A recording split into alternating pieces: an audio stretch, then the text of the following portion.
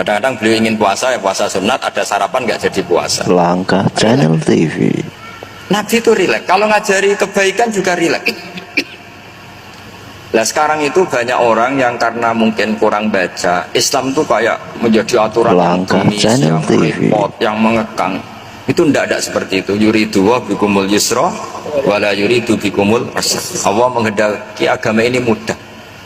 Sehingga ada sahabat di Imami Mu'ad itu baca Baqarah.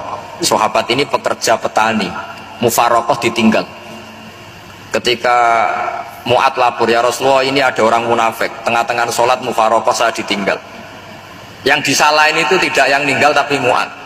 Afattanun anta ya Mu'ad, kami itu tukang fitnah, masa ngimami petani pakai surat Baqarah.